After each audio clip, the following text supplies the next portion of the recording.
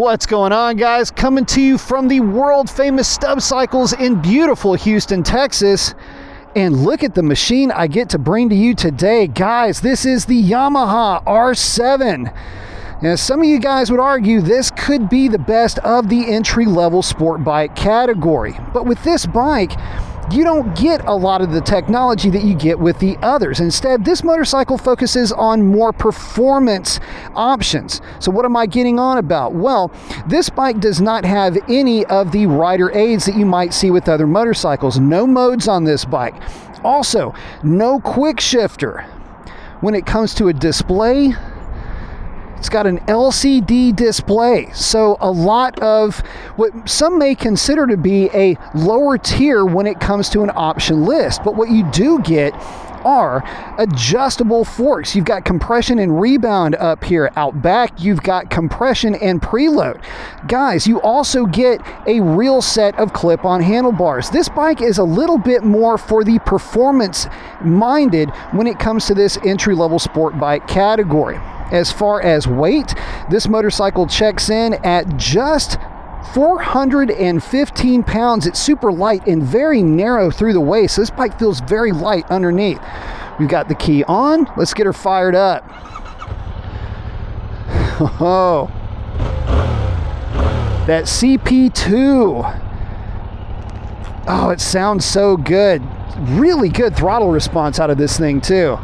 That's going to help because we are the auto flipper, as we do not have a quick shifter in any direction. We are the quick shifter.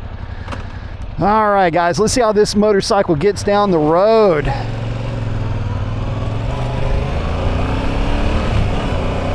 Oh, that transmission already, I can tell you, feels nice. And before I get too far, guys, I've got to send a huge thank you and shout out to Hunter and the rest of the crew over at Stub Cycles for allowing me the opportunity to bring this machine to you. Oh, and this thing is so light feeling. What a fun bike already. I can tell that this is going to be to ride. Ooh, yeah, this shifter is super slick. I mean, the bike doesn't have a quick shifter, but I don't know that I've ridden a motorcycle with a transmission that shifts as well as this one does. That is very nice. Get merged into traffic here, see how she does on the highway. Here we go. I will say this, the suspension, the way that it is set up from the factory is extremely compliant. Very nice. Let's get around these guys. Oh, wow, she's got some good pep in her step. I like it. Guys, I gotta tell you, the CP2 engine, right around that 5,000 to 6,000 RPM, we just roll into the throttle a little bit and she will collect some mile an hour very nicely.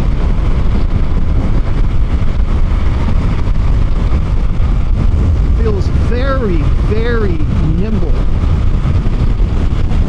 I gotta tell you, this motorcycle would make a very fun first track bike. And this bike, I think another way I could put that is that this bike would make an amazing first next bike. If you are coming from a motorcycle in that 40 to 50 horsepower range, and you're looking to be a little bit more involved on the performance spectrum, you're looking to do track days, you want a motorcycle that will reward you and reward picking up good lines and have good drive out of corners, this motorcycle would be ideal for that. I mean, she will absolutely collect mile an hour cleanly on the highway. And because it's so strong through the mid-range, I can tell this bike would be great coming out of corners out of a long sweep or just pouring the coal to it after hitting an apex.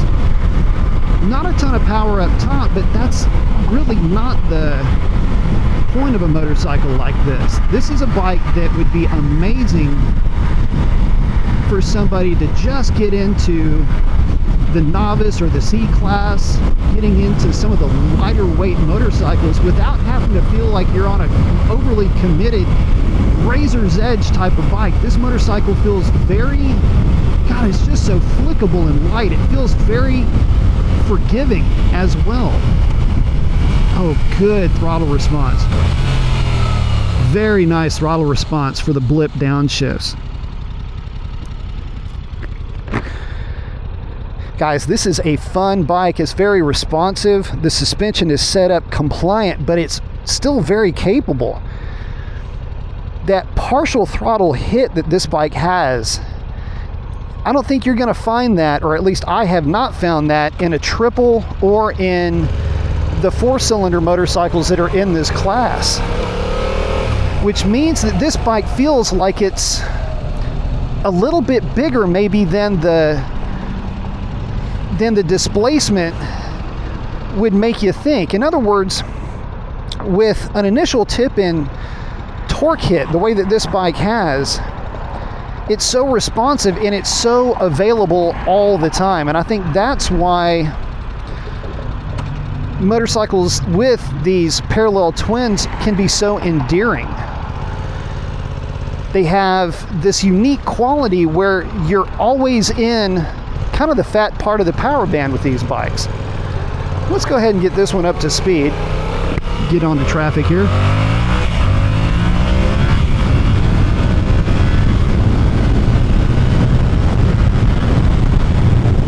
Oh yeah, she'll get to highway speed pretty quickly. That is a fun bike. And on these Bridgestone S22s, you never get the sense that you would be out of your element, so to speak, with this bike. What a great bike this would be for somebody to get them into sport bike riding, but also to start teaching the fundamentals of proper suspension setup, being able to have a motorcycle that is not going to break the bank at only $9,200 when new. So economical in that respect. You're not going to beat up a set of tires with this bike. It's still plenty fast to be entertaining, even for somebody that's got a number of years behind them when it comes to sport bike riding. Boy, it is windy today. But still very entertaining. I love the riding position on this bike too. It is a bit of a cross between a sport naked and a truly committed sport bike. So the foot peg placement a little bit lower. Yes, it does have clip-ons, but the reach to the bar is not too far at all. It is a bit more upright, I suppose, in its rider position, but it's still committed. It's still definitely a sporting riding position nonetheless. So the charm and the character of that CP2 engine really coming through with that first initial roll into the throttle. It doesn't really matter what gear you're in. It just absolutely motors forward. And it feels like the torque is available everywhere in the RPM range. We're only at 4,000 RPM, but just a slight twist of the wrist at 5th gear going through 5,000 RPM, and this bike just absolutely motors. And it's so flickable.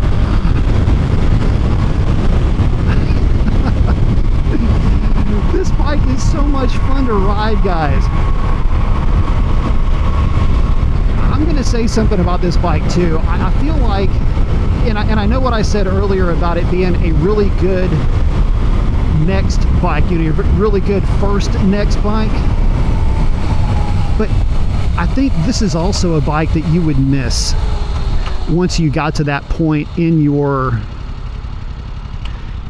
journey and learning how to ride motorcycles and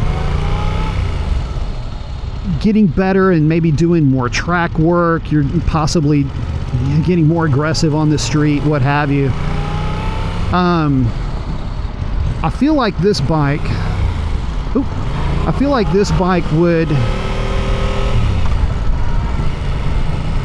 be missed because it's so lively, so playful.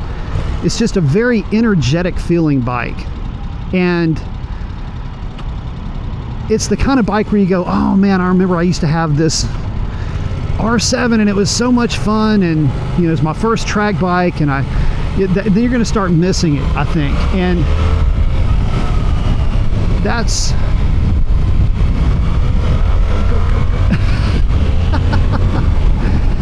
I think that's really more the point at the end of the day with this bike. It's so good and it's so fun, and it just eggs you on in a way too. I don't know what it is, but it kind of does, and it's part of the lively, fun, just playful nature of a bike like this. I want to say that of the bikes that I've ridden in this class, I think this would be the one that I would actually take home, just because of how fun it is and how accessible the power is with this bike. What a fun machine, guys. I'll give you guys one last look, some parting shots, if you will. It's a good looking bike too. Guys, I gotta tell you, the hype's real. I like this motorcycle a lot. Get down here to Stubbs, tell them to give you the keys to this thing, take it for a ride. I think you're gonna be equally as impressed with it as I am. Hunter, crew, thank y'all so much for the opportunity. If you've made it this far, thanks for stopping by. Hope to catch you on the next one.